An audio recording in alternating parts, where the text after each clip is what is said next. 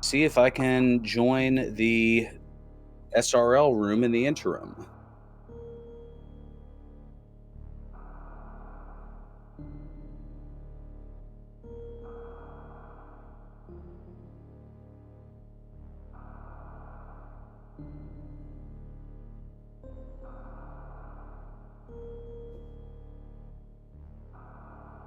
And apparently I can, so I'll be able to kind of see what's going on behind the scenes. And if there is something of note behind the scenes, I can certainly bring that to you, almost like a locker room reporter in a sense.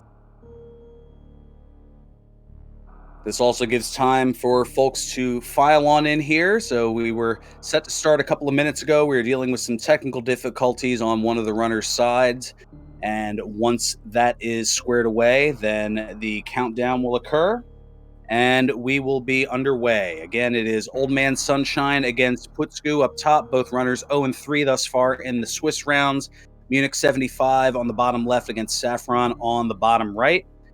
And that is a matchup of 2-1 runners. So it is hard to say how things are going to go. I mean, the record is not necessarily indicative of the playing ability of the runners, as depending on how you get matched up, there are some really strong 0-3 runners and maybe some luckier runners with better records and a little bit of everything in between. That's why these Swiss rounds are there, to help shake things out as the weeks go on here.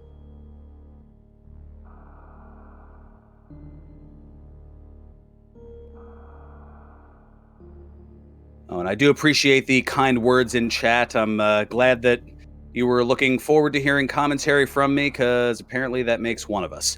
No. But no, humor aside, we're moments away from getting started, and we do appreciate it here.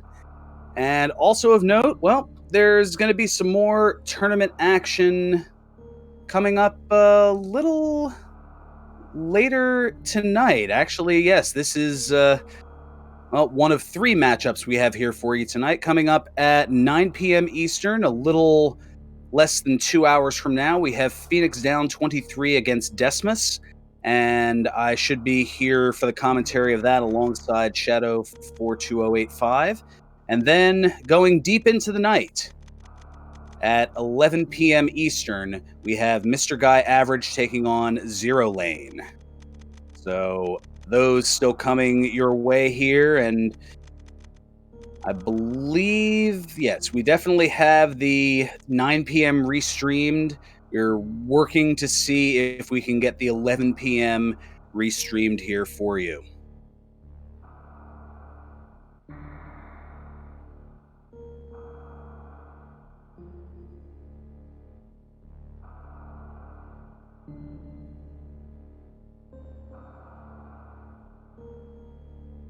Okay, so we're being told less than 5 minutes, and we will have the technical issues resolved and be able to get things underway. And as I look here at the rest of the schedule, unless that's a typo, we've got one really deep into the night or early in the morning, depending on however you want to look at it, as apparently tomorrow at 3 a.m. Eastern, we have Tillamorph against Sasho Boss. And Glaucio, thank you so much for the raid. Welcome on in. We are moments away from getting the race started here, as we're dealing with some technical issues with one of the runners.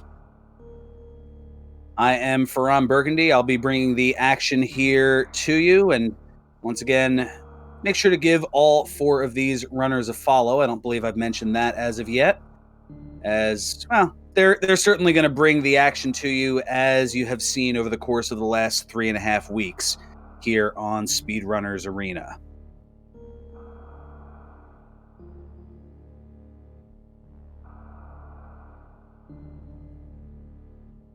Yes, certainly a lot of action coming your way over the course of the next couple of days. We have 3 races set up for tomorrow, and then 5 races scheduled for Saturday the 30th. And then, pending any others that I have yet to hear about. I believe that will conclude week 4 of the Swiss rounds.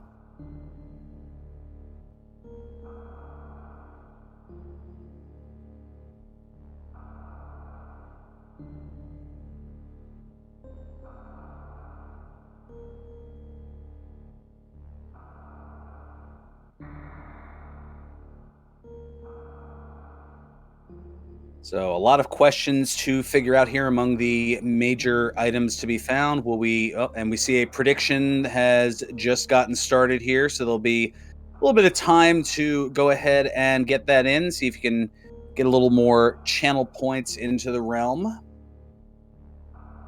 And a pretty popular prediction: which suit will be found first? Will it be the Varia suit, or will it be the Gravity suit? And we have about 4.5 minutes until the submissions close for that. I will just merely enter my prediction in without saying what it is, so that way I don't sway any of the participating audience one way or the other.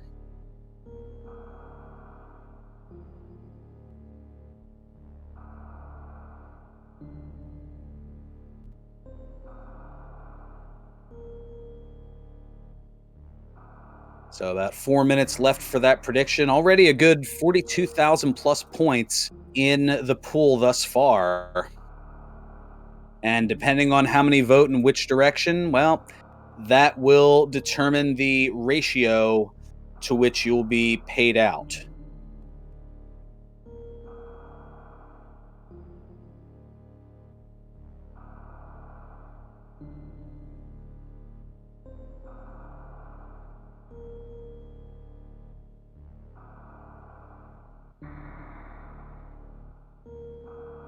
Well, if you didn't know that there were technical difficulties before, you can see on Saffron's screen that that definitely confirms it. Yes, Lord of the Synth. The nag screen is at least making a cameo appearance. I would certainly hope not racing, and well, we'll see it up on your screen in a moment. But we did. There we go. That is a good sign. So we see that Saffron has readied in the SRL room and is making the last little bits of adjustments. And our moderator has left the race in a sense, so that means that the countdown is underway and our runners will be getting started in a matter of seconds here on Speedrunners Arena.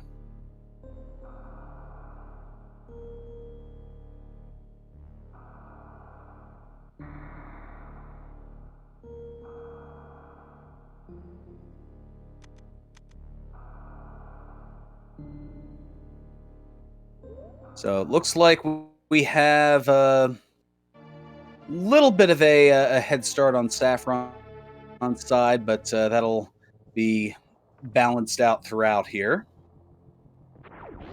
So our runner is going to make their way on down. Some likely using the technique known as moonfall to get some additional gravitational acceleration, for lack of a better term.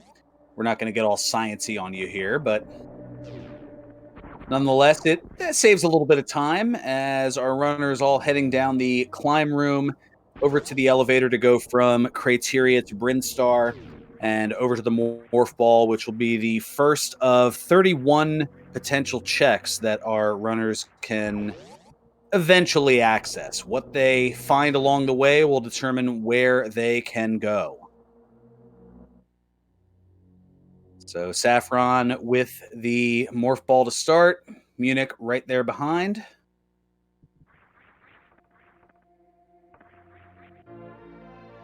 But there was a little bit of a slightly later start, so we'll see about the time here. And it looks like we have power bombs for the construction zone first missiles. So we may see some of our runners do an out of logic check in the blue part of Brinstar known as Billy Mays, and we'll explain a little bit more about that once we get there. Meanwhile, up in the ceiling location, we have missiles.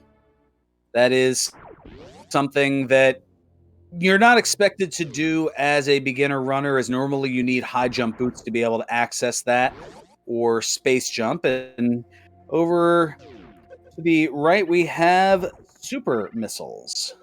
So a nice little variety. And it looks like Saffron is going to go up into the Billy Mays area. So how that works is there's an item that is on display there, which we see is going to be a set of missiles. And in typical Billy Mays fashion, but wait, there's more. Act now, and we'll throw in a hidden extra or energy tank and hidden extra energy tank at no extra charge. And Munich following right on suit with that. As is OldManSunshine. Now, Putzku is going to go over here to the Blue Brinstar Power Bomb area, which is vanilla this time around, but early power bombs, certainly not a bad thing, as there are quite a few areas here that utilize power bombs to check. Billy Mays certainly being one of them, as you need 4 to get in and out. So it's good that they're utilizing that last one here, and OldManSunshine looks like getting stuck in the water there. That's a little bit troublesome in the early part, but able to get out. As without that gravity suit, water tends to slow you down. So Putzku are going to lay the power bomb here and check Old Mother Brain, which has some super missiles as well up in Crateria.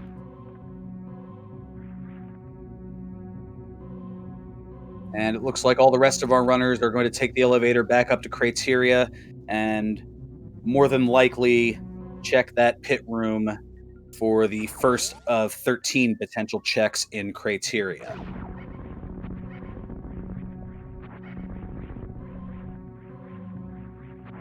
So now a matter of making the climb.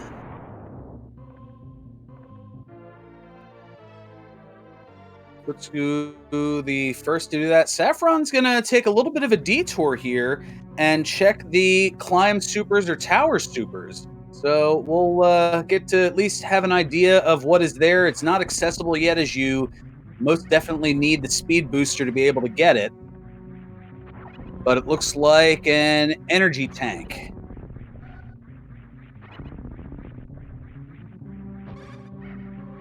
So doubtful that he'll go back for that, but time will certainly tell. Putzku, meanwhile, is heading on over to the 230 missile location, referred to as that because in the 100% run, I believe it is the last missile that you would go to get, the last item that you would go to get, the 230th missile, and it looks to be vanilla as well, because not everything can be completely randomized all the time.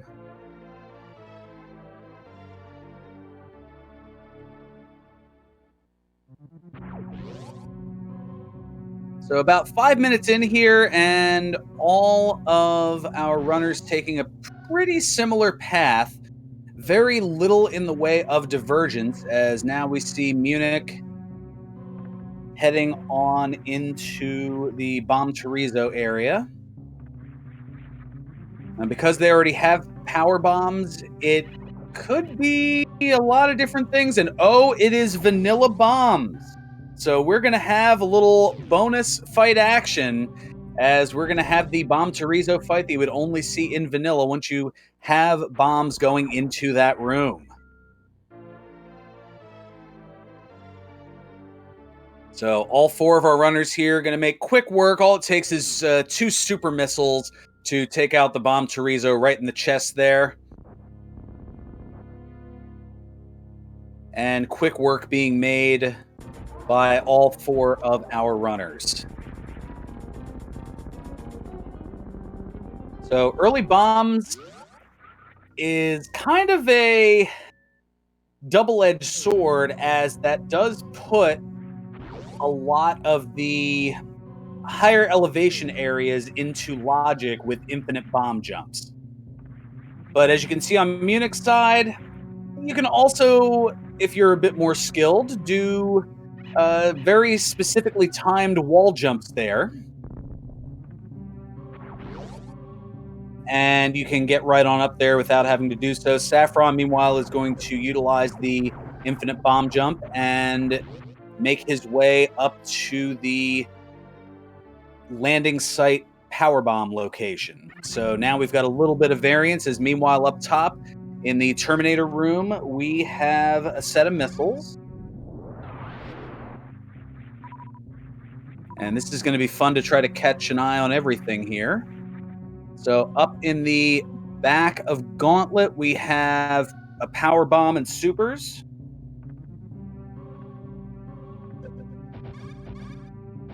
I did not get to see what was in the landing site.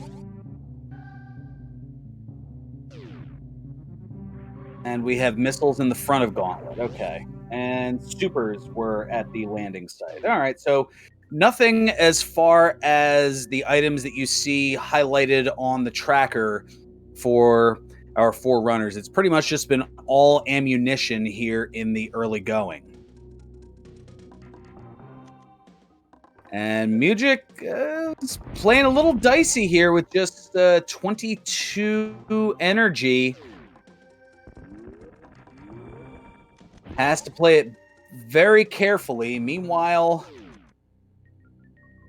we have the mock ball being utilized in Green Brinstar. That's a way to get a few items before where you're supposed to. So those missiles are... oh my goodness. We have Charge and Plasma Beam.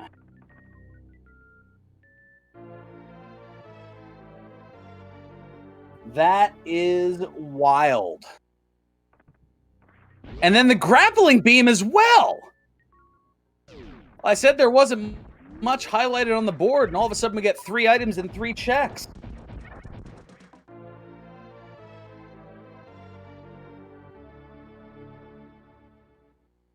And then we have supers in their vanilla location, but that's kind of anticlimactic to everything else that they just got.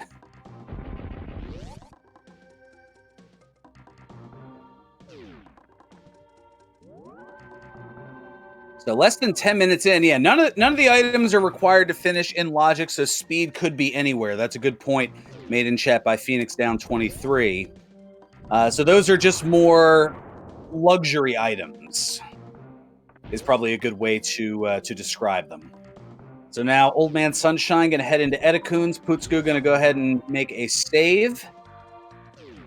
And there are 3 item checks down here, the first of which is some power bombs. Sunshine's going to skip past that, and there's some missiles.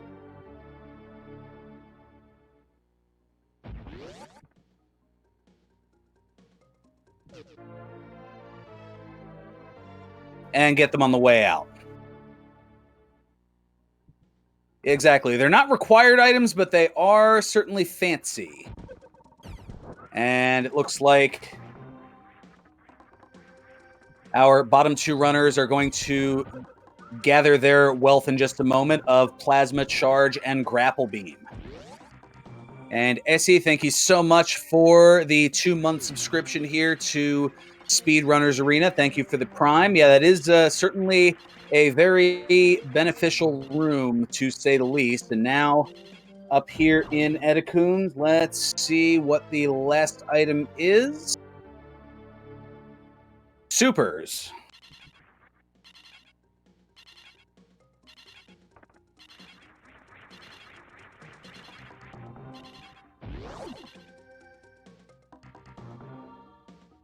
So chat noting that Grapple could be logic to get to Fantoon on Rubik's Cube. Thank you so much for the Prime sub. 3 months here on Speedrunners Arena.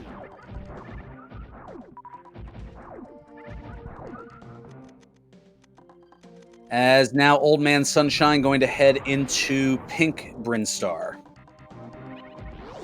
So far the pathing has been only slightly divergent, but a lot of things still covered here. It's probably not going to be until Red Tower where we really start to see people split ways, depending on what they acquire here. And we've got the high jump boots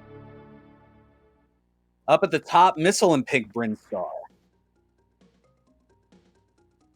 So right now, Brinstar with a lot of the goods here.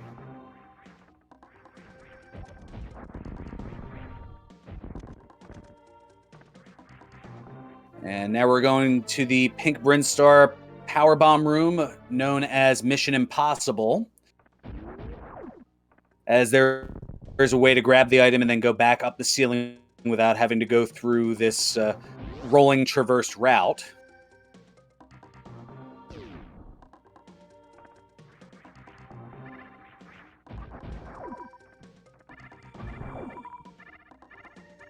Sunshine so far with the exploration advantage, but not too far along. I mean, so it's still extremely close among all four of our runners here, although this is a pair of one-on-one matchups for those of you just joining us here on Speedrunners Arena. And OldManSunshine looks like is going to do another sequence break, what is known as the wave gate glitch. You can utilize a super missile to hit the gate at a particular time and get on in there without needing the wave beam. And normally that's an E-tank. This time around it is super missiles.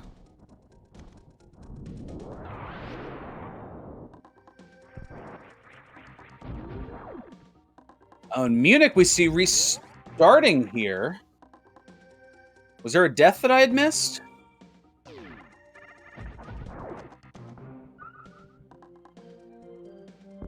Okay, Mugick did die. All right. I thought there was a death that I might have missed, but again, one pair of eyes, 4 screens, 1 brain, only so much that I can keep track of at one point. Looks like Putzku's screen is frozen for the moment. And meanwhile, we have Sapphron and OldManSunshine doing the Spore Spawn skip. And that leads to some super missiles.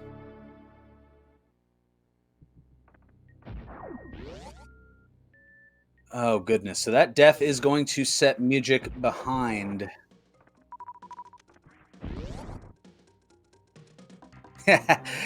Well said, Lord of the Synth. Will Putzku finish his wall jump? Tune in next week for the thrilling conclusion.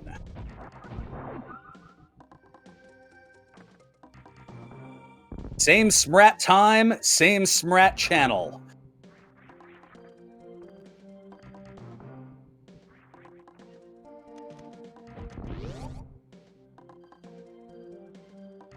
All right, so we had missiles and power bombs down in the charge beam area. And our pipe leads to missiles as well.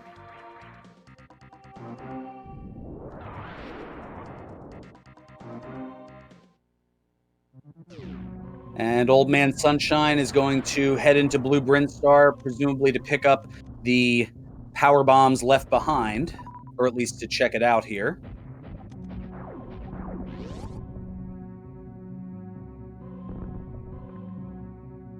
All right, so Reem noting it looks like he was hoping for an E-tank in the front of Edikuns, but no luck, had 25 health and was going to leave, but ended up dying to the frogs. Oh, goodness. So that's all told a setback of probably a good 12 to 13 minutes based on what was already explored.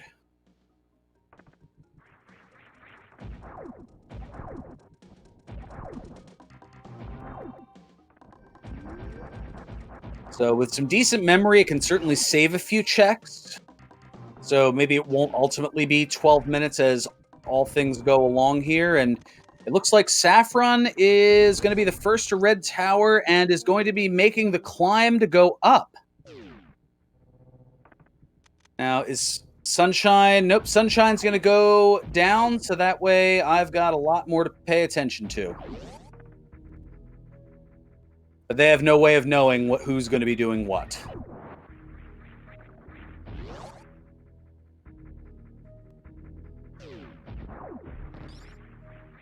Well, yeah, nobody checked X-ray as of yet. I don't think they quite have the energy to be able to do so. Just a bit of a hunch.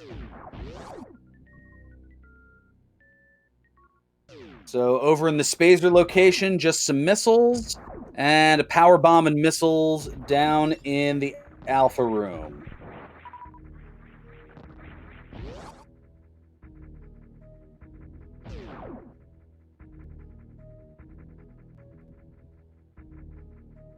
So far, neither check proving more fruitful than the other. As Saffron's going to do a stave here, OldManSunshine is going to make his way over to Kraid's area. So that's the first of the 4 bosses prior to the big boss. So let's see now in the beta room. 1 check on Saffron's side, and it is an energy tank.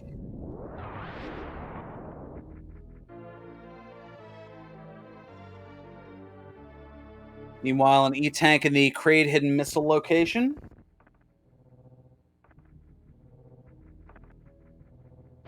And 2 more checks coming as Putzku now doing the wave gate glitch.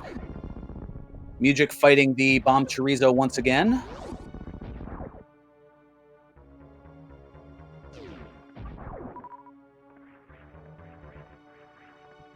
And now Sapphron going to head up and head over toward wrecked ship, or at least to check the moat, which has missiles.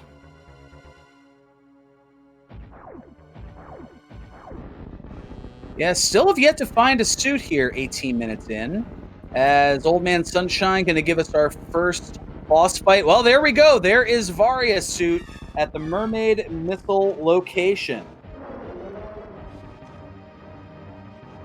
So if you picked Varia in the prediction, if you're one of those 32%, you're a winner.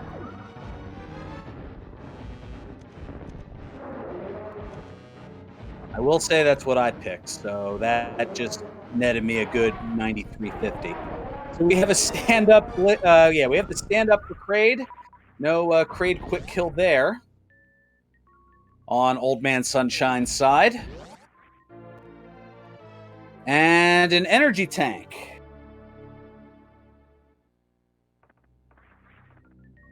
Meanwhile, in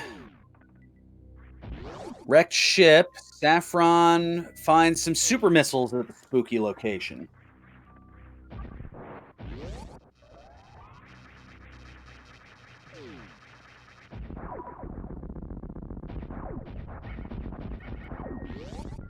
Now, good point. Ocean, that ocean area is currently speed locked due to Grapple being in that mock ball room and acquired out of logic. So that means, yes, that speed cannot be at wrecked ship or at Norfair.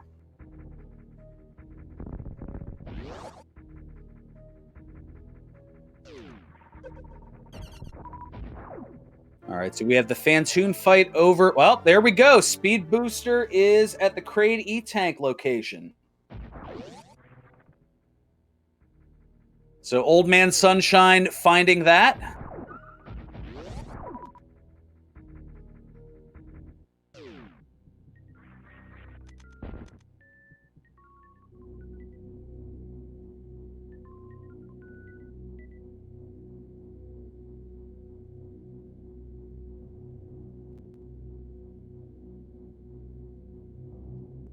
Putzku, meanwhile, getting the Spore Spawn super missiles, it looks like. Mugick back in Pink Brinstar.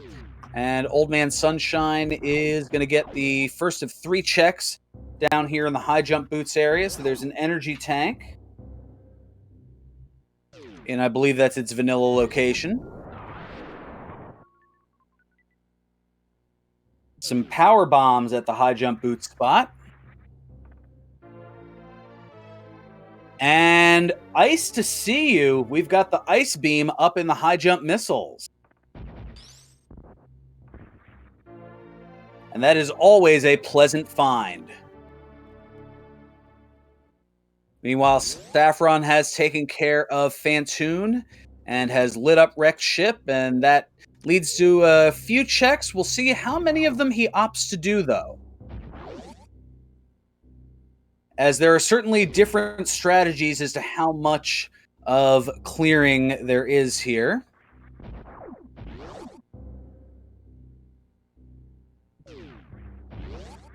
We've got super missiles over on the right check.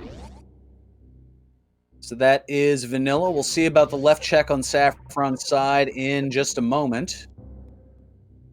And meanwhile, Old Man Sunshine is tearing into Bubble Mountain. And there's Wave Beam over on the left super missile location.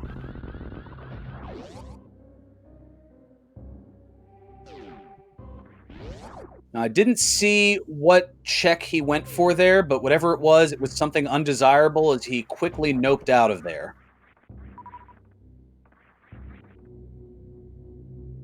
As Sapphron is opting to leave the remainder of wrecked ship behind.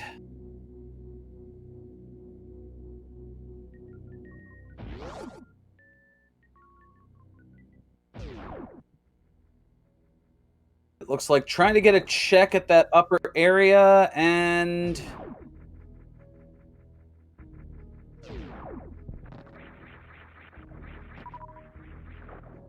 I missed what it was because I blinked. So maybe we'll find out later, maybe we won't. It's hard to say.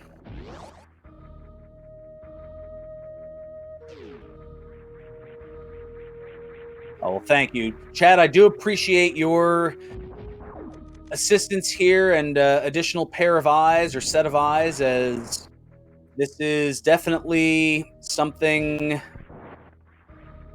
keeping track of 4 screens that is not easy. Missiles of some sort, says Lord of the Synth. Okay, and... oh no. Another death for Mugick.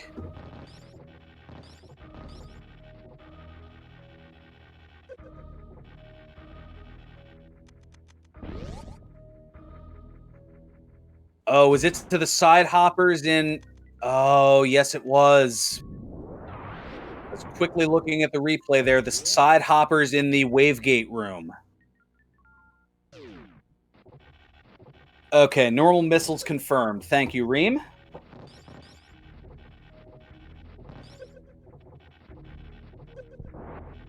So that's definitely going to be avoided. Meanwhile, heading back from X-Ray is Old Man Sunshine.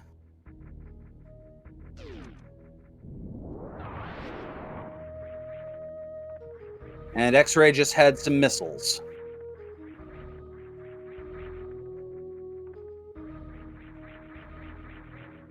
Meanwhile, Putzku working on Kraid and gets the stand up as well.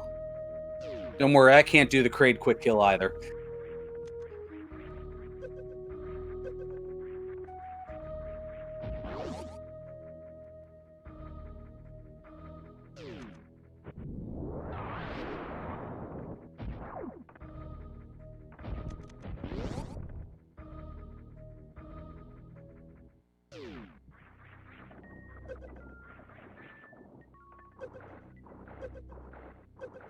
Exactly. Dancing with the boss.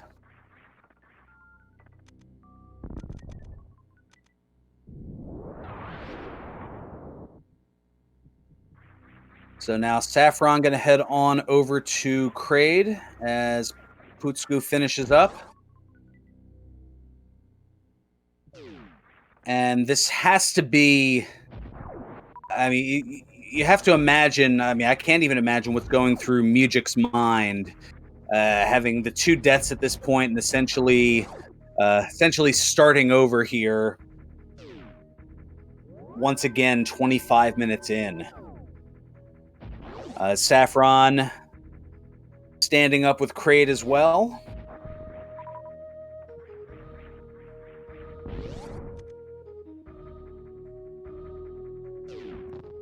So now it's going to be a little bit of overlap of checking what others have already checked here.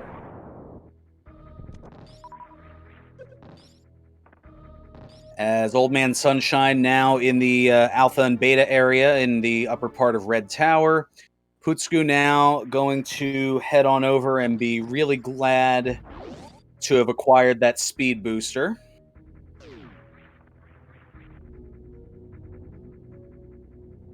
Now, our runners are still looking for the gravity suit and the Varia suit.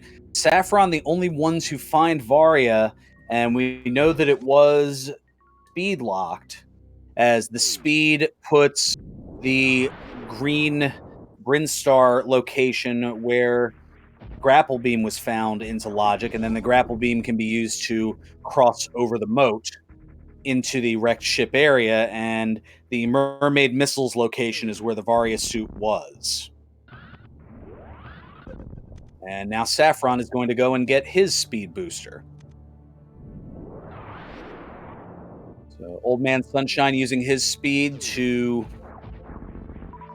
head on into the landing power bomb site. We know that it is super missiles.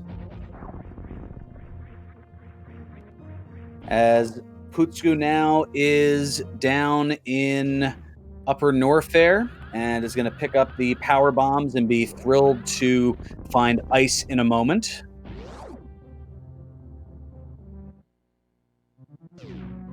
As Mugick just finishes up with Bomb Chorizo fight number 3. And usually if those words are said, it's yeah. Concerning, we'll go with.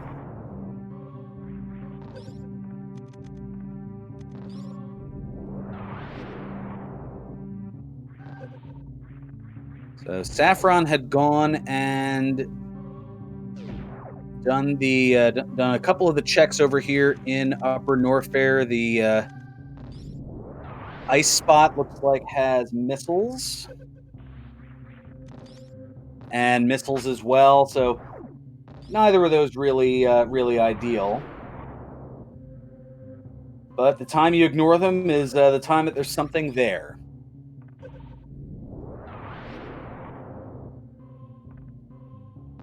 Well, Break Jake, welcome in. Willkommen. This is about 30 minutes into the race here. It's been pretty even with the exception of Mugick, who unfortunately had 2 deaths, one about the 12-minute mark and one about the 25-minute mark, and is trying to catch up here. As you can see, a lot of the items were up in Green Brinstar, as the Plasma Beam, Charge Beam, and Grapple Beam are all speed locked. We do know that speed is in Kraid's area, in the E-Tank room, the Cricket room just after, and we have Saffron doing what a lot of chat likes, always betting on Croc. Going down to Crockemeyer and Putzku doing the same.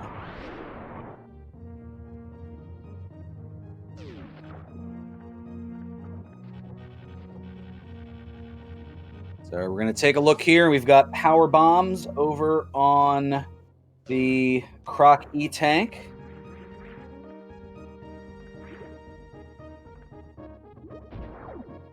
So both Saffron and Putzku going to find that, and OldManSunshine about to pick up his Varia suit.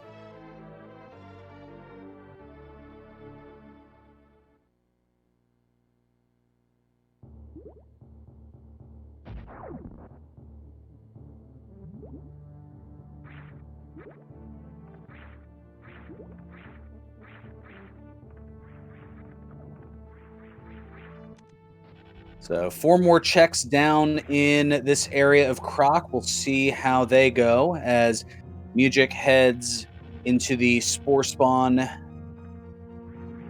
skip area. As OldManSunshine swinging, but having a little bit of trouble, and is going to have to traverse through the water and get back.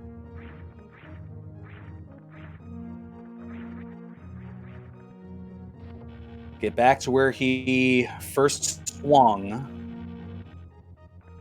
to butcher a paraphrase of the Beatles lyrics. And Putzku finding the missiles in the Croc PB location.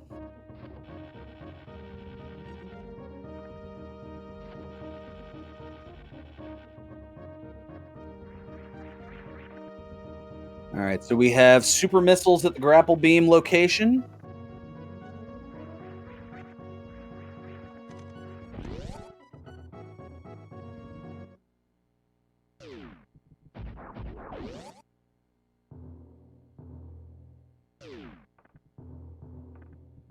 And it looks like we have a frozen screen. Meanwhile, some super missiles over in the acid location.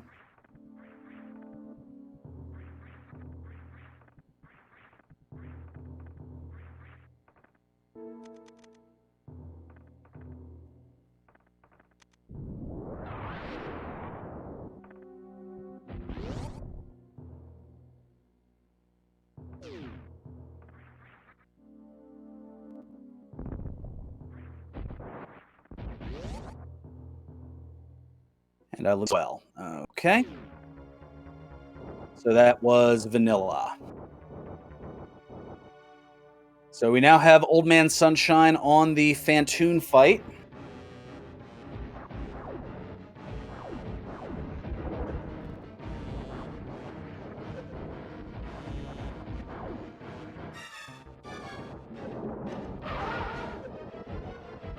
And Sapphron, meanwhile, quickly looking at Croc Escape. That was super missiles that I'd missed. In addition to paying attention to the 4 screens, I'm also writing down where all the items are that are found. Kind of my own separate tracking here, so I can go back to reference it later to break the fourth wall at least a little bit. So we're having some screen freezing issues on Putzku's side. Mugick, meanwhile, is in lower red tower. And Sapphron now checking other parts of upper north there. See, is he going to go for the lava room here? You better believe it. And it's an E-tank. Opts to skip it.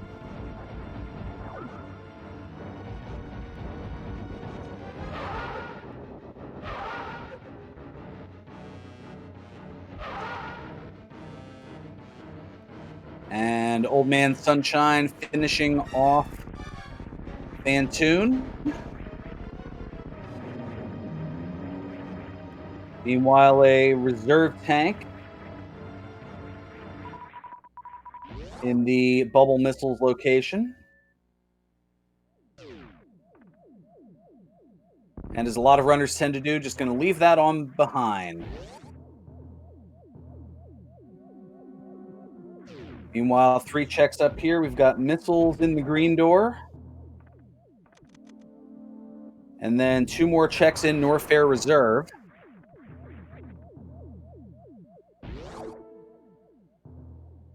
We've got an E-tank and super missiles.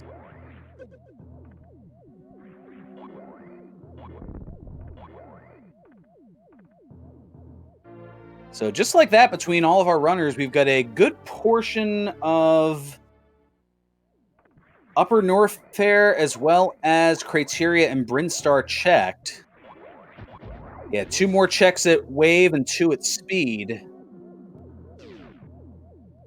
So we'll see here. Sapphron is going to head up to the Speed area first. As Mugick heading into the Kraid fight. OldManSunshine thrilled to get the Wave beam. And we've got missiles in the Speed missile location. And another reserve tank also going to be left behind.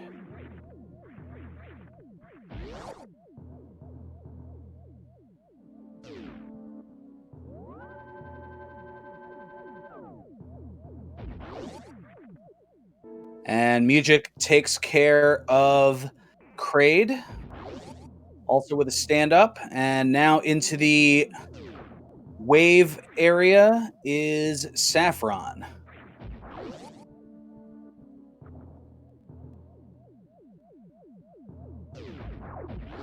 We got a super missile to start. And let's see what's in the wave beam location. To answer the question, chat, does the randomizer have major miter items, or is it all randomized?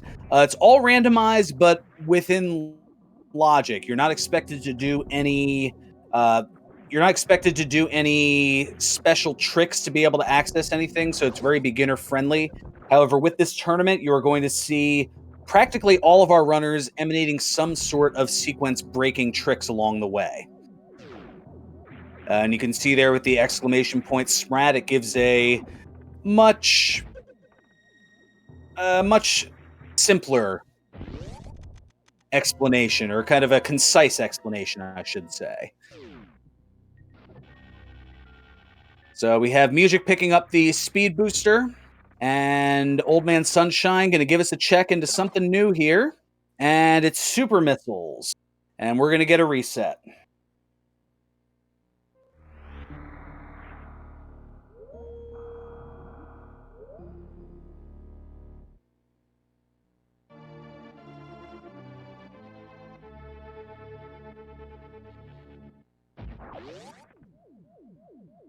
So yes, for that reason, Gravity Suit's still at large. And OldManSunshine currently on his way. No. Making a fool out of me here. I was going to say on his way to check the other places that we haven't, but is opting to skip the upper half of Wrecked Ship.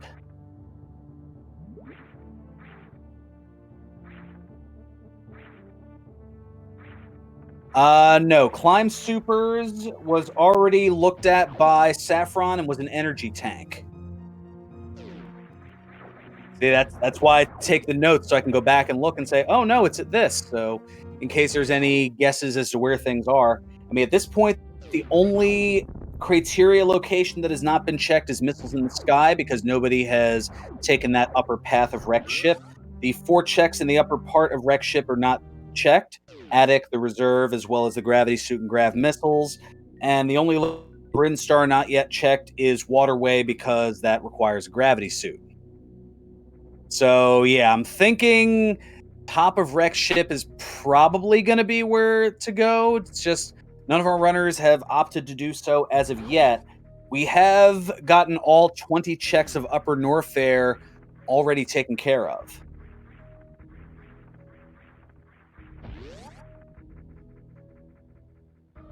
So I don't believe that the logic allows for Gravity Suit to be in Meridia. Somebody who is more experienced in how the logic works can confirm that. Yes, Sapphron did pick up the ice beam. Gravity can never be in Meridia, so, and it can't be in Lower Norfair, I don't believe either. So by process of elimination, it has to be in the upper part of Wrecked Ship, because it can't be in, or upper part of Wrecked Ship or missiles in the sky, because it can't be in the Waterway, because Waterway logic requires you to have the gravity suit.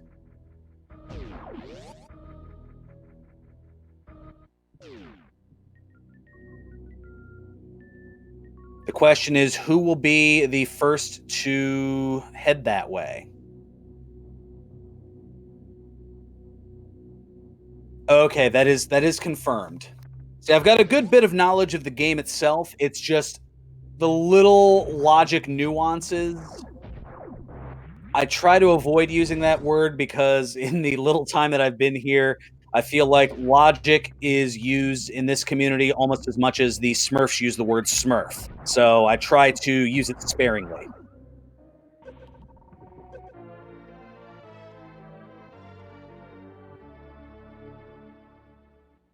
And if you're old enough to get that reference, thank you.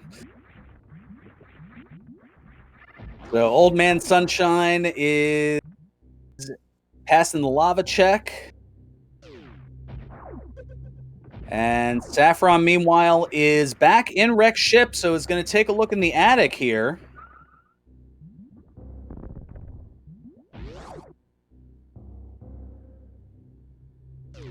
Trying to do a bit of a damage boost skip through one of the robots. And bingo, we have gravity suit. Grav in the attic.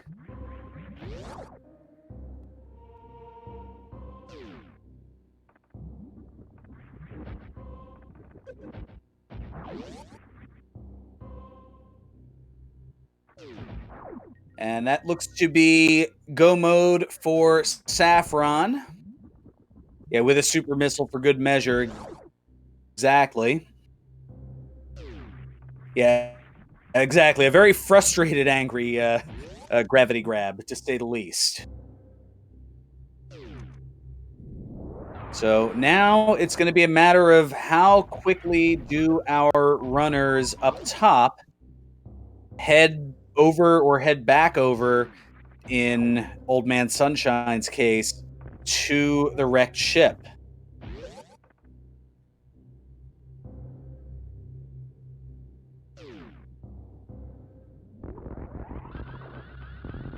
Putzku picking up the Varia suit. Now, will he keep on trucking over to wrecked ship? Oh, Old Man Sunshine heading down into Croc. We know that, to the best of my knowledge, nothing ideal is going to be down there. Meanwhile, Mugick picking up the energy tank up in the Beta PB room. And Putzku is going to head on over here. Now, the next question is, does Putzku make the climb after taking on Fantoon? And Crazy Al, thank you so much for the raid. Welcome on in here to Speedrunners Arena. We have a pair of one-on-one Swiss matchups here in the 2021 Super Metroid Randomizer Accessible Tournament. We have Old Man Sunshine taking on Putzku. They are both 0-3 thus far. Mugick75 taking on Sapphron. They are both 2-1. And I think I said it, but just in case I didn't, I'm Ferran Burgundy. I'm your commentator here this evening. And we've got a pretty close matchup, although depending on what Putzku does here, this might put him in a rather notable lead. Meanwhile, on the bottom, Saffron with a commanding lead, primarily due to two deaths suffered by Mugick. One at around the 12 to 13 minute mark, and the other at about the 25-minute mark.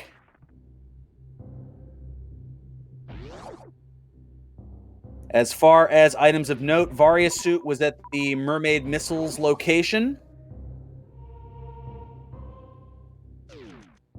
Well, I do appreciate that, but no, that's copyrighted. We had the wave beam in wrecked ship at the wrecked left super missile.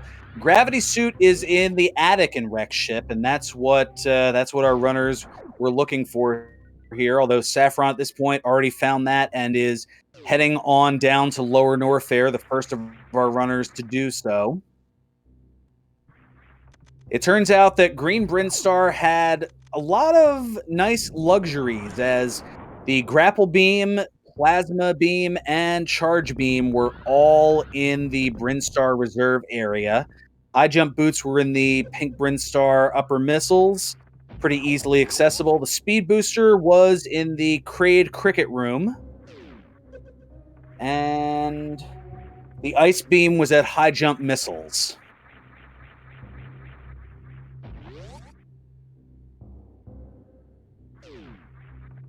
And no, it's more so that this channel doesn't exactly have the affordability for a teleprompter for me. So I kind of write my own, write what I have and keep it going here. But also going on Mugick's screen is the Varia suit. Putzku, meanwhile, is working on Fantoon, and Old Man Sunshine. Oh no. Okay, he's going to say, you getting an energy refill? Don't tell me you're going down to Lower Norfair without gravity.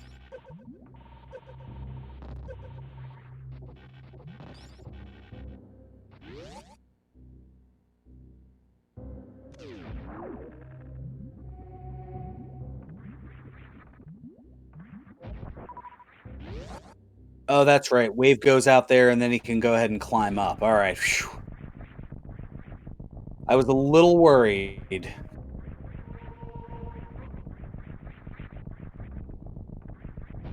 Meanwhile, Putzku Heading on over to the right, going to pick up the super missiles there. Sapphron getting through the amphitheater. There's the spooky missiles on Mugick's side.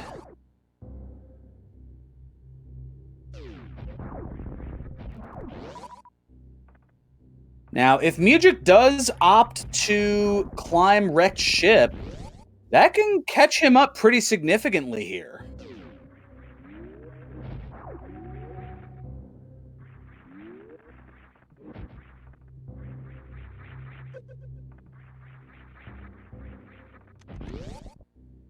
And Sapphron, meanwhile, skipping the checks along the way here.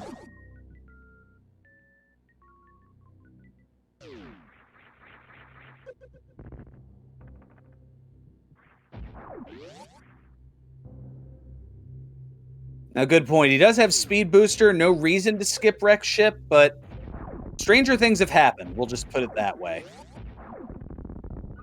Sapphron quickly getting through the Metal Pirates room and is going to head on over to have a dance with Ridley.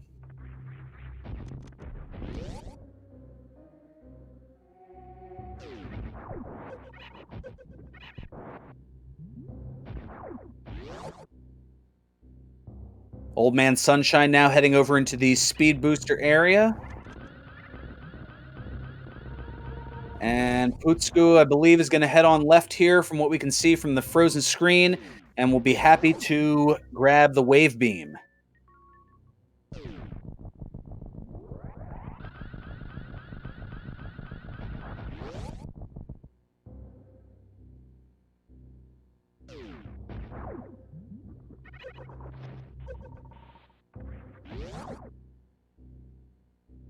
So once we get Putzku's screen back, we will certainly find out whether or not Putzku made what we know is the right decision.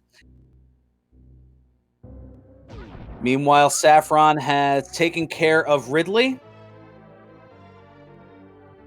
as Mugick works on Phantoon. And Sunshine working on Norfair Reserve. And, well, Putzku at least doing this check here. It won't be too fruitful. Not sure if he had made a save.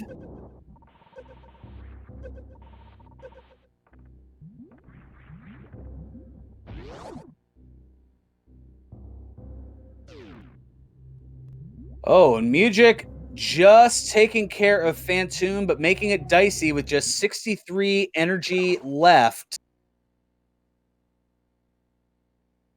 And I would doubt that you were wrong on that, Lord of the Synth. I'm pretty sure that the tilt factor is pretty high on Mugick's side at the moment. And Old Man with the reset.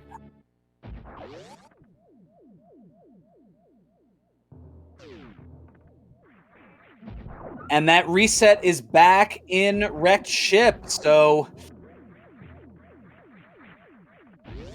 that puts Sunshine, after doing all those checks, right back into it, neck and neck with Putzku here.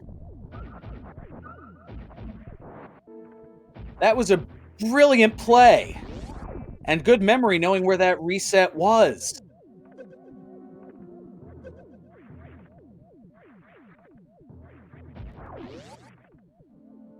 Sapphron now on the lower Norfair escape. Mugick, meanwhile, picking up the wave beam.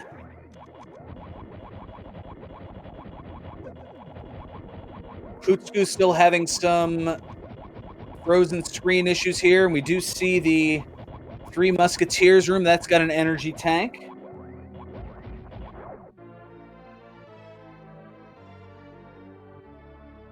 And there is OldManSunshine's gravity suit.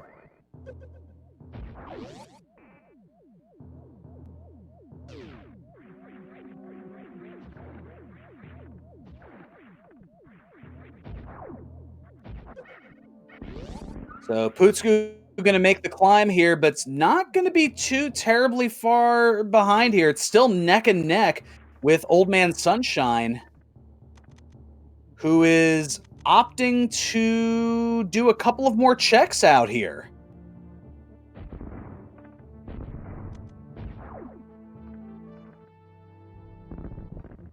So we know that that is missiles down there in the West Ocean lower missile location, and just opts to drop on down, not bothering with missiles in the sky.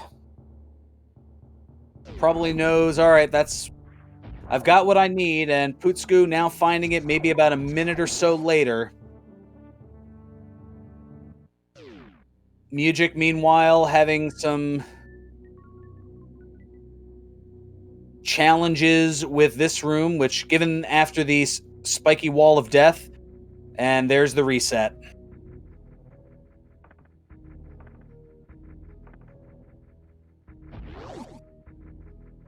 So that means Mugick's going to go ahead and make the climb. Sapphron, meanwhile, is in Meridia. And is just immediately darting toward Dragon.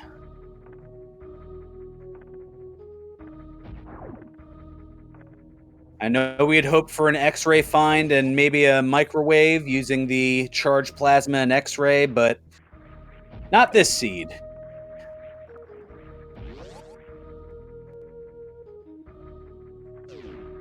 So despite taking the 2 deaths, Mugick gonna find Gravity Suit not too far after Putzku here.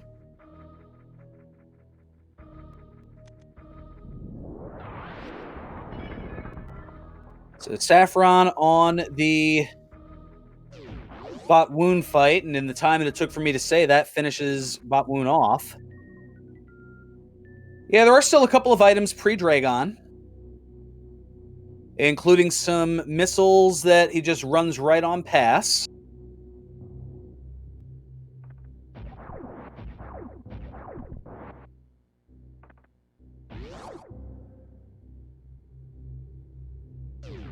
And gets the halfie. A very, very difficult trick. Not quite the full halfie, but still very doggone impressive. Being able to utilize the speed boost through. Not going to bother checking the Dragon missiles, and is going to go right into the Dragon battle. Meanwhile, we have Putzku here. Putzku's going bowling.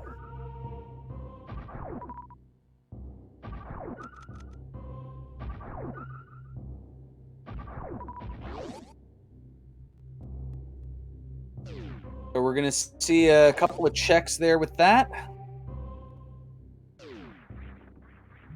And super missiles in the sky.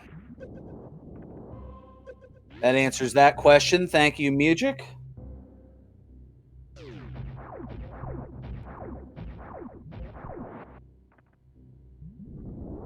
Meanwhile, we've got OldManSunshine heading down to Lower Norfair.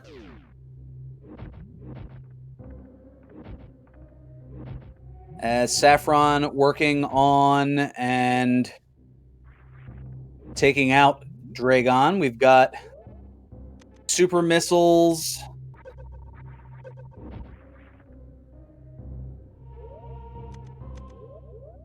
And an E-tank.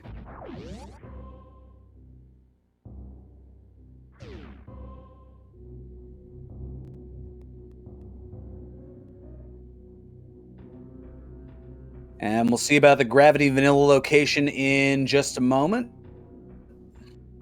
As Sapphron, now having taken care of the 4 bosses, is pretty well ready to go on and finish this thing.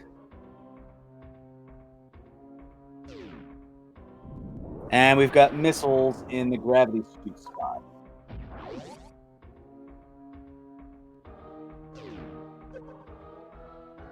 So I think across the board for our runners here, that's going to pretty well be it for checks. I mean, Mugick still doing a very good job of catching up, despite having taken not 1 but 2 deaths fairly early on in the seed.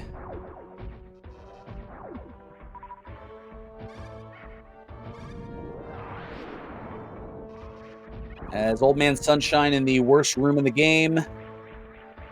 Sapphron looking for the speed boost to take the shortcut out of Meridia and into upper red tower, and then it's just a hop, skip, and a jump back to the ship and over to Torian. Sunshine, meanwhile, having a little bit of a struggle in the amphitheater. The rising acid and those space pirates, certainly a treacherous combination.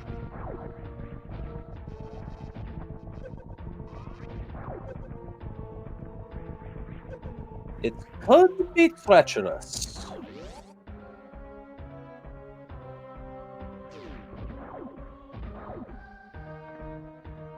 Shout out to the late Cloris Leachman.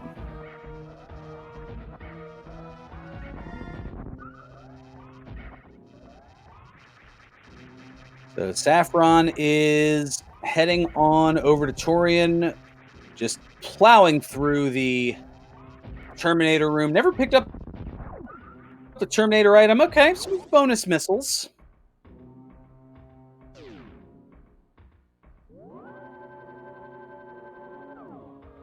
Putzku shattering the glass and entering Meridia as Stone Cold Steve Austin. No, that's a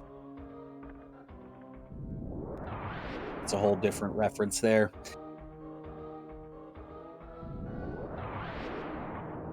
So Mugick now going to make that trek, it looks like, to Lower Norfair.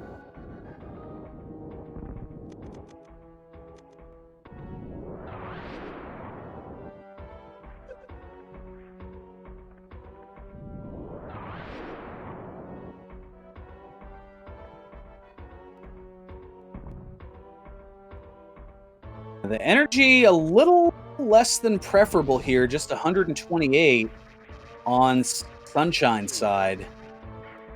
Sapphron, meanwhile, working on the Metroids. The Ice Beam really helpful here to just freeze Super Missile, and move on.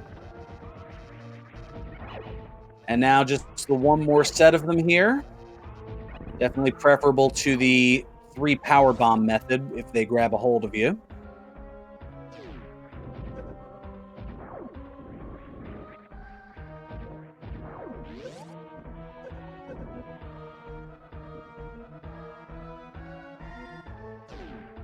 And we have a Spazer find for Putzku. Doing a little bit of searching here in Meridia.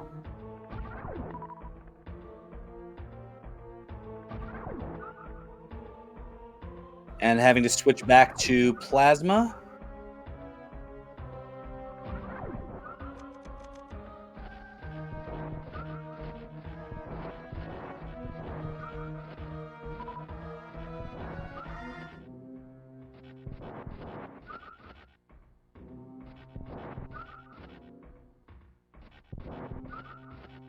Oh, that's a good point. Did Sunshine lose that Ice Beam during the reset?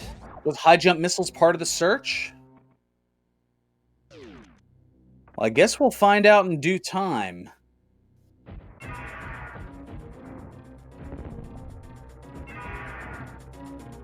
As Mugick in the worst room of the game. OldManSunshine starting the Ridley fight, and Sapphron with a Zeb skip and is just unloading the missiles here into Mother Brain. I believe with charge, wave, and plasma, it's 20 charge shots to the next form of Mother Brain here.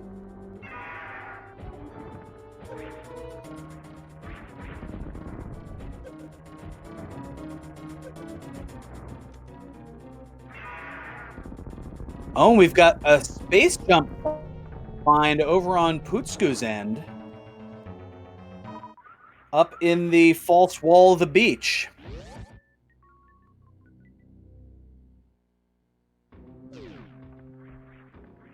Now that makes sense. If Putzku's not too comfortable doing a the gravity jump to get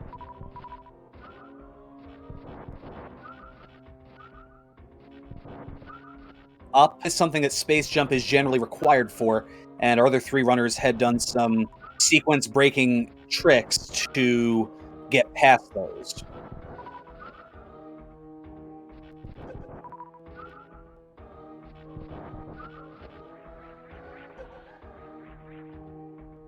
So we have the baby Metroid attacking Mother Brain. So Sapphron is just about on the way here to taking first place in this race. Overall amongst the four, but also first place in the head-to-head with Mugick here.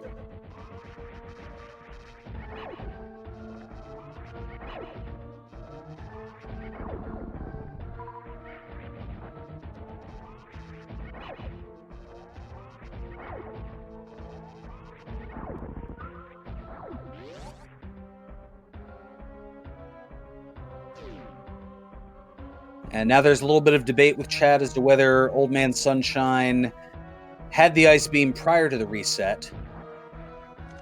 I guess we'll find out once either the pause menu occurs or once, and turns it on, or once he goes back that way to get it, whichever comes first.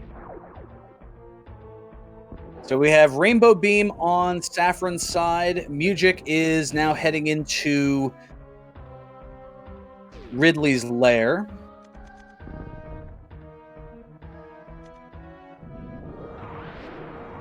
Putzku, meanwhile, about to fight Dragon.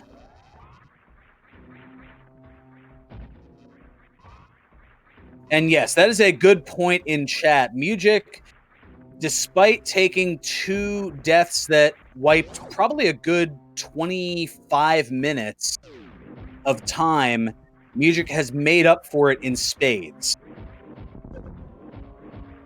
So certainly a gallant effort on Mugick's part to get back into this.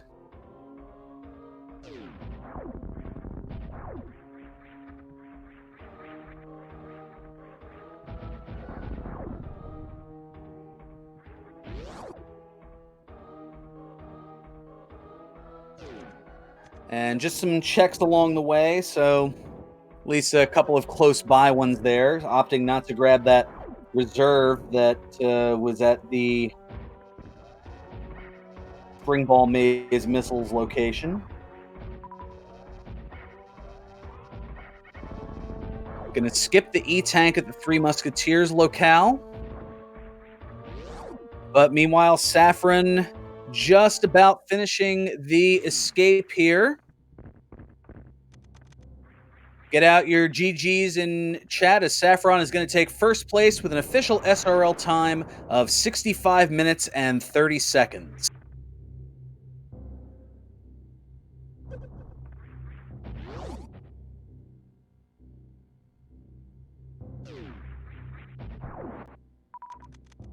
Now, it looks like Mugick, to his credit, is going to see this through, and you always like to see that.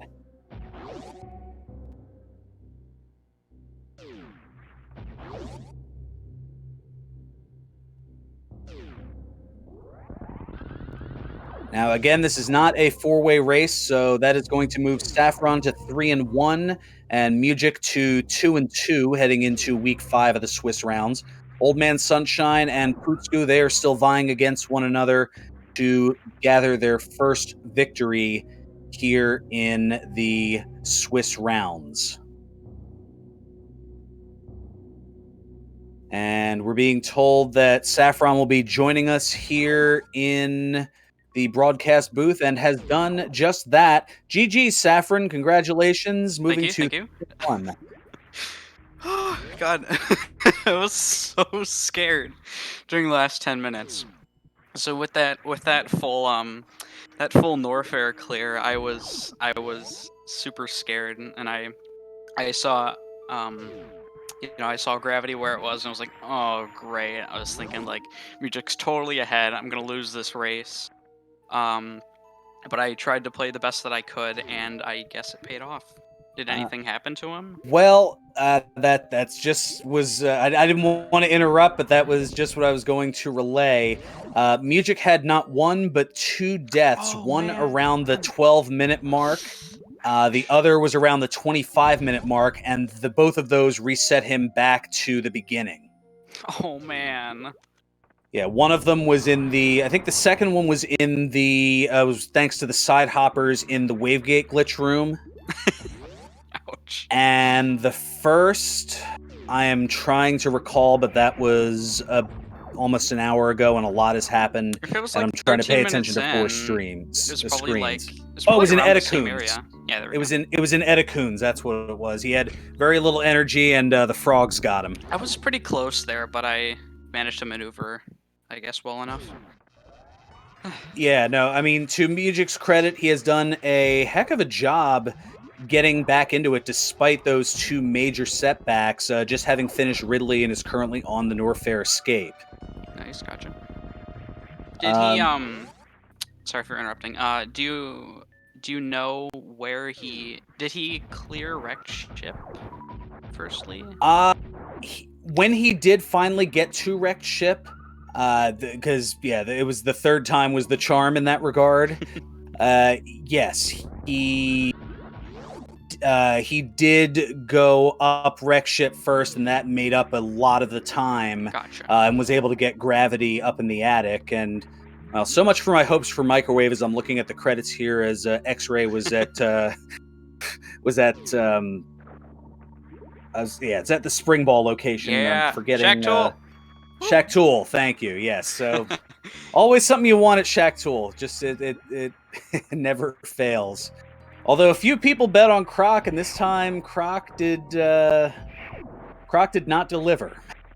Yeah, I was like that. I decided to go Croc like as soon as I entered Norfair. That was just a completely random play. I don't know why I decided to do that, because I didn't think it would pay off, but everyone's like, oh, you gotta always bet on Croc, so I figured I'd try it. Nothing happened. You guys suck. You lied to me. Well, I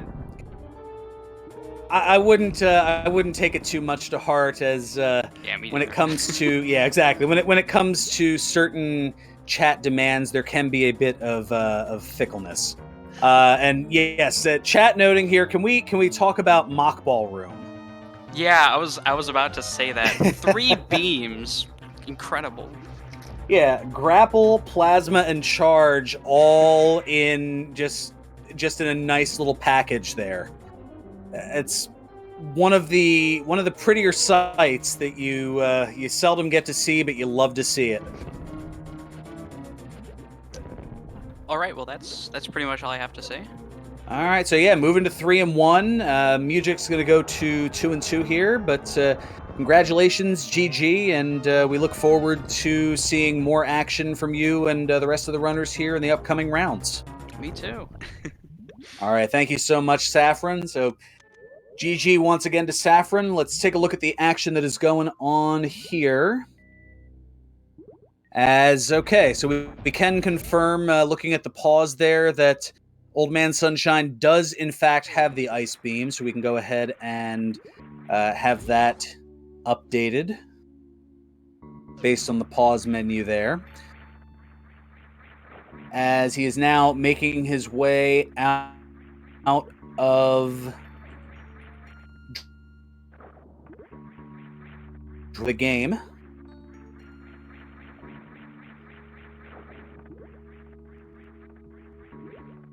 And a very interestingly colored bot wound. So to answer the question in chat, Space Jump, it was actually found by Putzku. It was in Yellow Meridia in the False Wall. And that False Wall, the beach as it is known. Putzku did a couple of extra checks. At least I think that's what it's called, is the beach.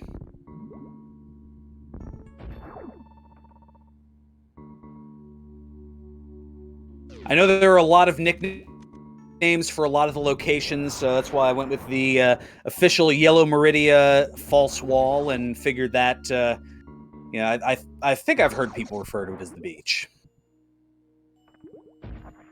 I don't know. It's 28 degrees Fahrenheit here, so the beach is the furthest thing from what I'd like here, that's for sure.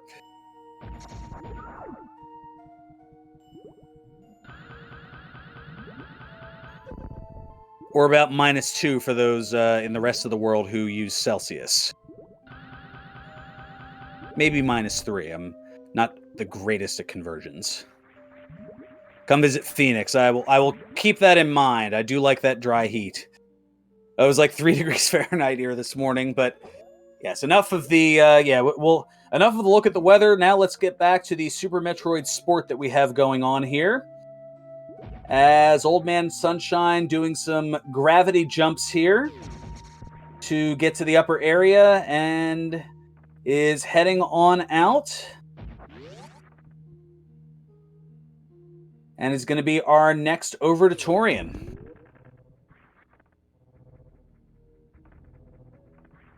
Meanwhile, Mugick looking for the quick grab, not going to get it, so going to go with the charge plasma strats. Now is going to see if he can get the quick grapple, and does just such.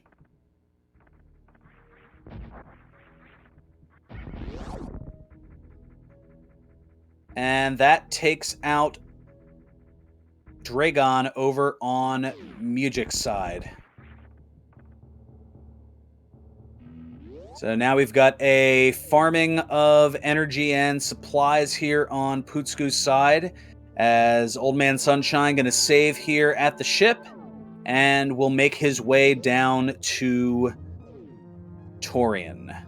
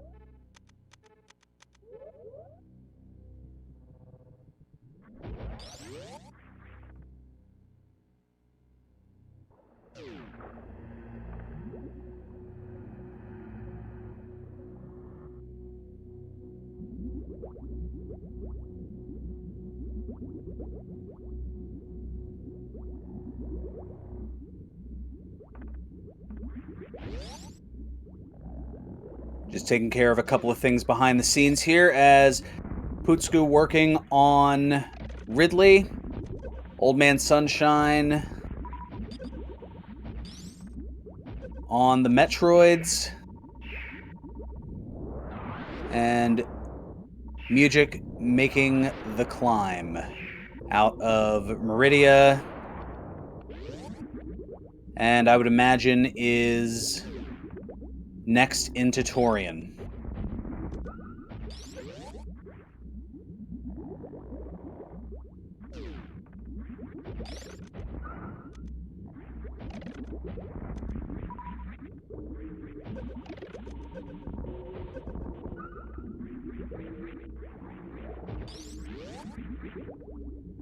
So don't forget, coming up in about a little more than a half hour from now, we have more SMRAT action coming your way. And if this runs long, I believe it will be on another of our networks, but if not, then there'll be a brief respite here, and then Shadow will join me here in the broadcast booth, and we will have that race between Phoenix Down 23 and Decimus coming your way in just a little over a half hour here on Speedrunners Arena.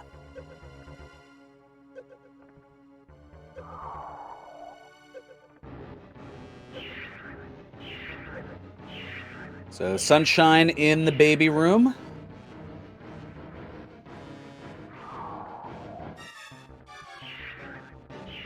Meanwhile, Mugick about to enter Torian.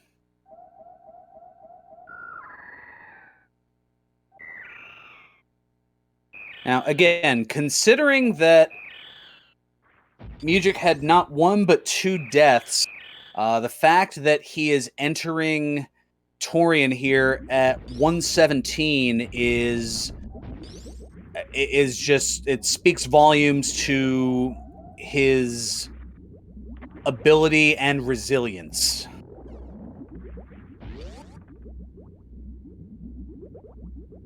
I mean, a lot of lesser people, the second that they had seen Sapphron hit the dot done, would have immediately forfeited.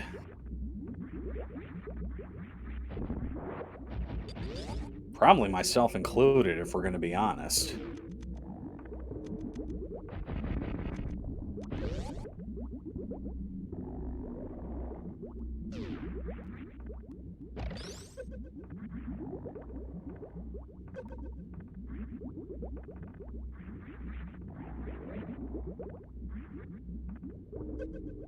So Putzku now is making the lower Norfair escape as Sunshine approaches Mother Brain.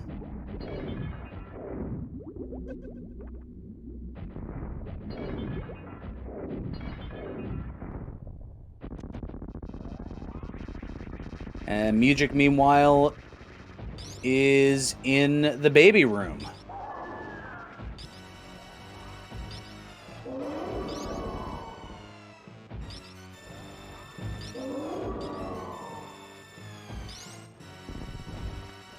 Putzku going to go into the Three Musketeers room and pick up a much enjoyed E-Tank, given that he was down to 102 energy.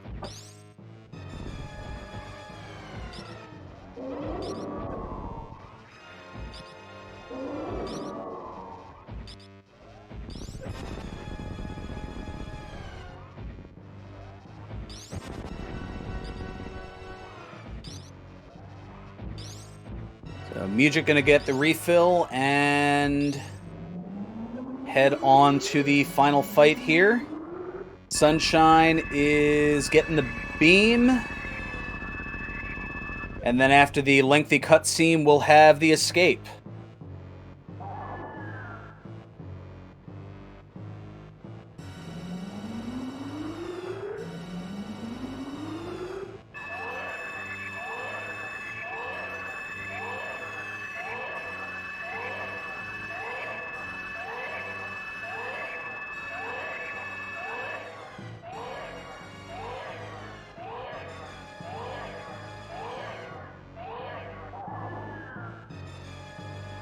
And we get a Zeb skip on Mugick's side.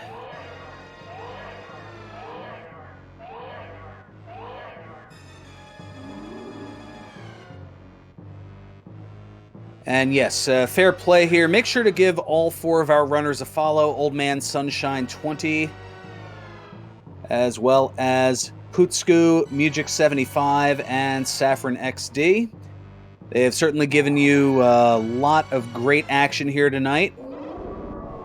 And then make sure to show some love to the folks behind the scenes as well. Cheese Reaver doing double duty as our tracker and our restreamer this evening. And I wouldn't mind a follow as well. I would certainly appreciate it. I'm Ferran Burgundy. I am your commentator here this evening. I play games as well, but not nearly to the level of which I vocalize.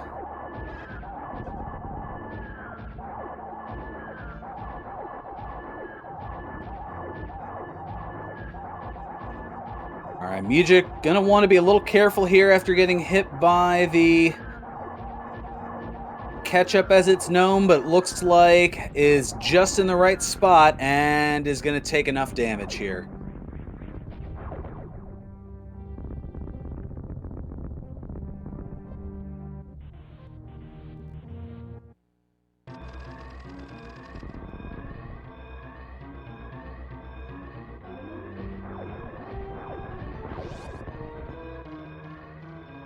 And Putzku, meanwhile, is making the escape.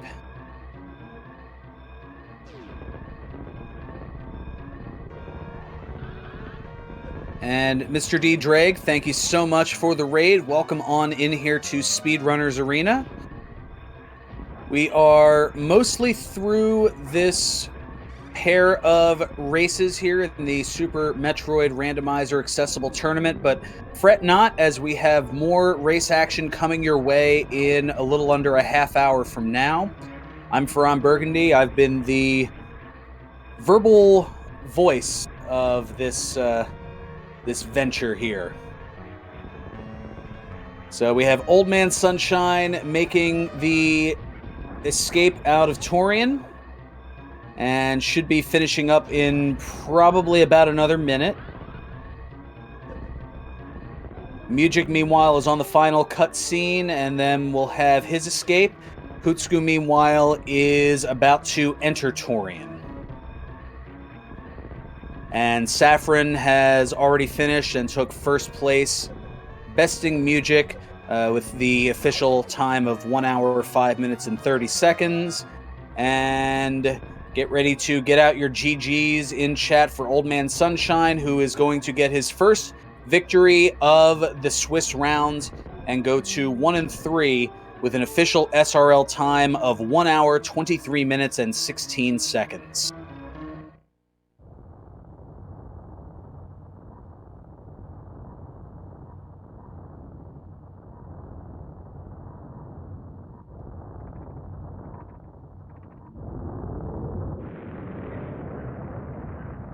So we certainly hope to hear, well, it looks like OldManSunshine is in the green room, so will be joining us momentarily here in the broadcast booth. Because we definitely want to talk about, well, a couple of things in this seed, but most notably, the decision that I think got him the victory here is OldManSunshine joining us here. Firstly, congratulations, GG, your first victory here in the Swiss rounds. How does it feel? I'm worn out, honestly. I was in a panic with that late gravity. Well, that was a rather heads-up play that, yes, I could understand the feeling of being behind, and to that point you were, but the option to save in wreck ship, go out, explore everything else, find nothing of value, reset, and then be right where you were, that put you neck and neck with Putzku. And then Putzku went and did some additional exploration, ended up finding Space Jump in Yellow Meridia in the hidden wall of the beach. Oh, yeah. And maybe that was for comfort to go through Lower Norfair, possibly? Yeah, maybe. Oh, wait a minute. We have, on Mugick's end, an animal tease going up to the door. Deciding against it. Don't do it! Don't do Opening the door. Kind of firing the beam a little bit. Doing a moonwalk in front.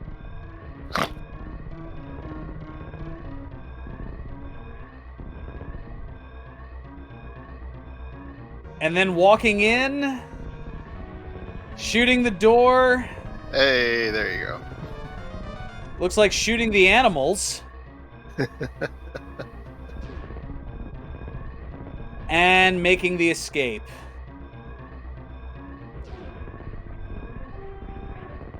So a little bit of theatrics here.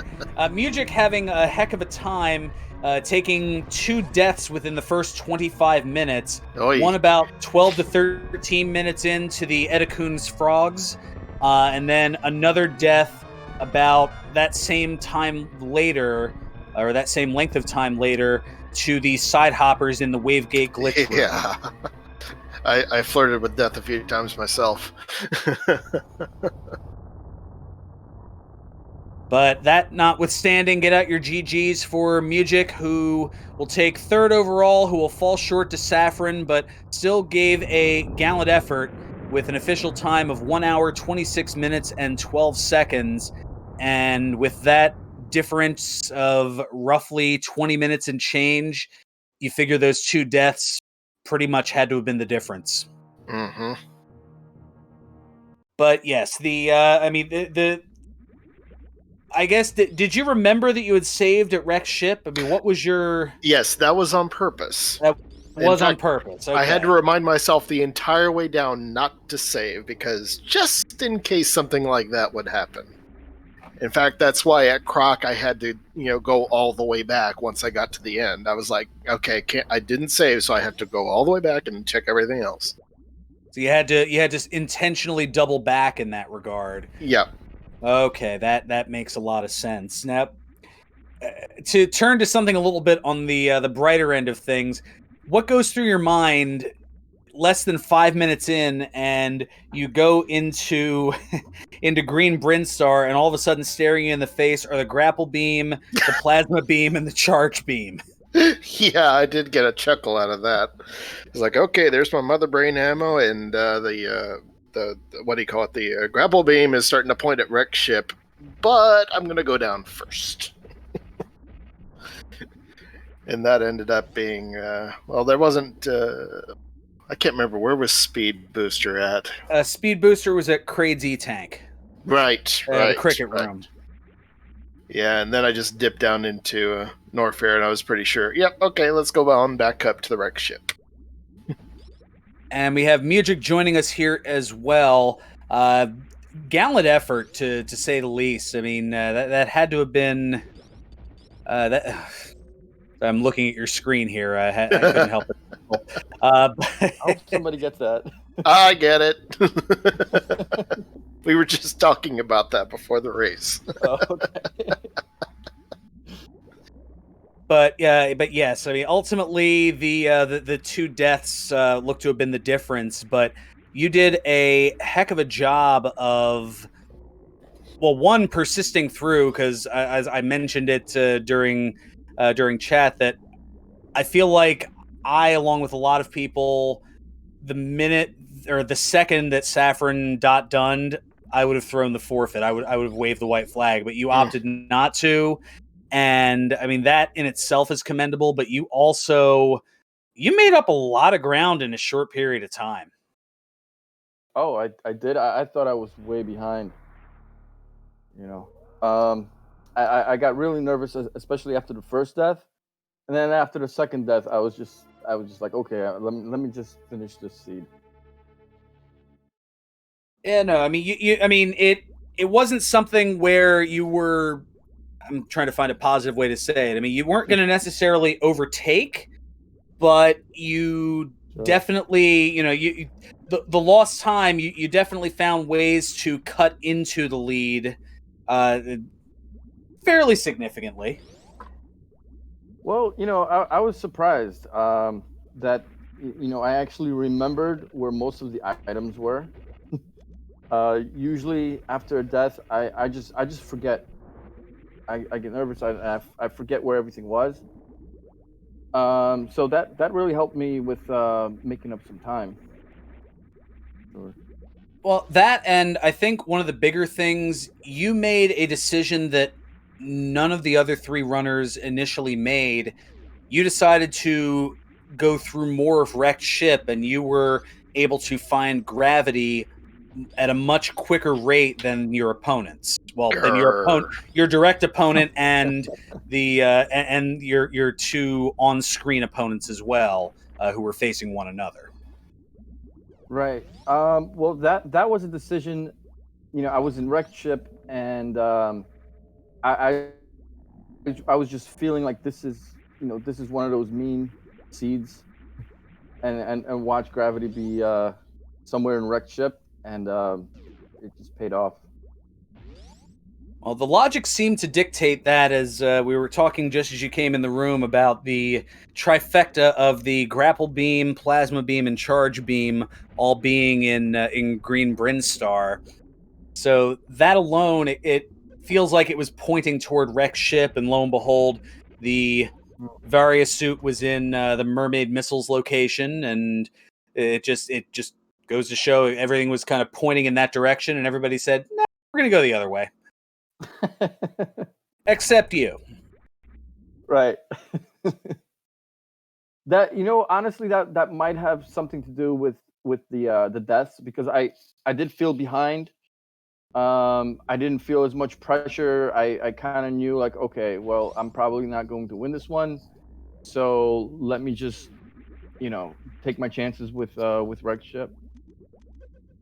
It certainly was an impressive showing here. Now, Putzku, meanwhile, it looks like got down here to Torian into Mother Brain's room with no super missiles, so has had to make a few trips back to the missile replenishment to take out all the Zebs.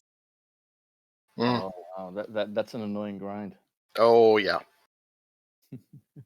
Looks like, yeah, Putzko had gone in with 30 missiles, 40 super, well, at least their inventory could hold 30 missiles, 40 supers, and 20 power bombs.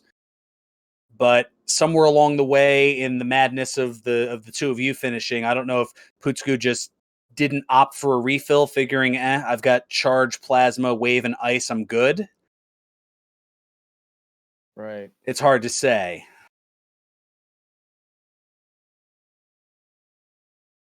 Yeah, there have also been some screen freezing issues on Putzku's part, so we've gotten drips and drabs of things that have gone on, and this looks to be, for the moment, another one. Might be my lowest collection rate right there, 33%. Yeah, well, when you get a lot of stuff fairly early, as it was, I mean, a good chunk of it was hiding in Brinstar there, the high jump boots and the pink Brinstar top missile location. All the beams. Yeah, the beams there. Well, almost all the beams. We had the wave that was... that was in Wreck Ship, yeah. Yeah, the wave was in Wreck Ship, and ice was at the high jump missile spot in the upper north there. But still pretty close, all things considered. Yeah, you had all those goodies, and trying to think. Yeah, wave was in Wreck Ship. That's right. Yeah, space jump I saw was in. We found out from Putzku was in the beach, the Yellow Meridia false wall. And as much as my hopes for a microwave were there early on, wasn't happening, as we saw that the X-ray was down at Shack Tool. Mm-hmm. Nobody was heading for that. Yeah, no.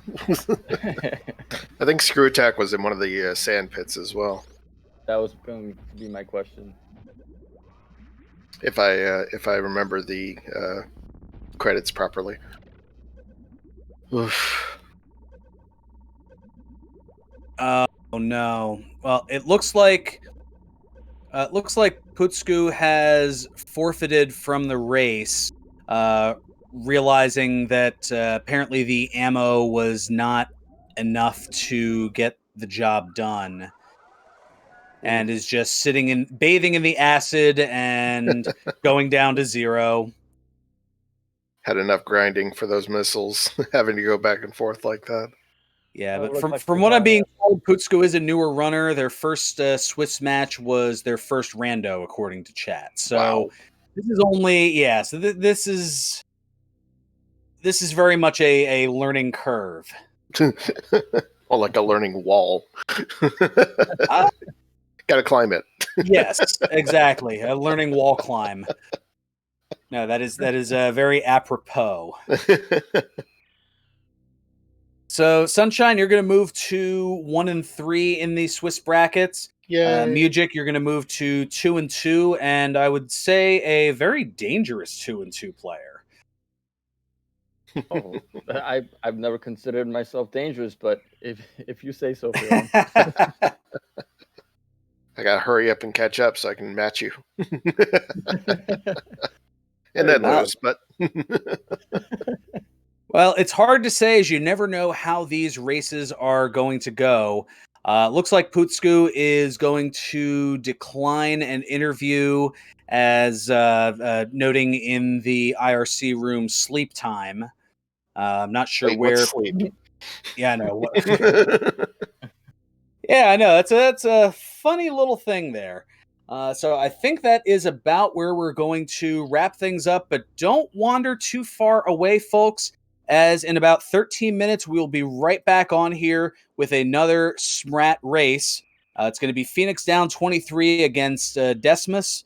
That'll be right here in about 13 minutes. Nice. That'll be Oh good. yeah, if Putzku's over in Europe, that would Oh, certainly goodness. explain it. As even if it's the UK, it's about 1:45 in the morning. If it's a little further east in Europe, you're looking at the Gary U.S. Bond song "2:45" at this point. So getting those DJ references out there, gotta sneak it in wherever I can here. But yes, thank you so much, both of you. A great race, and we look forward to more from everybody here. Make sure to give all 4 of these runners a follow, as they have been absolutely terrific here for you tonight. You've seen a lot of different things go on. And also make sure to show some love to the folks behind the scenes. And by that, I mean Cheese Reaver and myself. Cheese Reaver double dutying, taking care of the tracking and restreaming, and myself, the commentator. I'm Ferran Burgundy. I'll be back in about 12 minutes. Just enough time to get a little nosh to eat and take care of other things. And I'll be right back here with more action.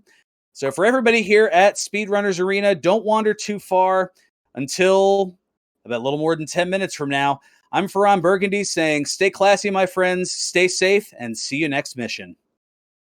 GG's. GG's.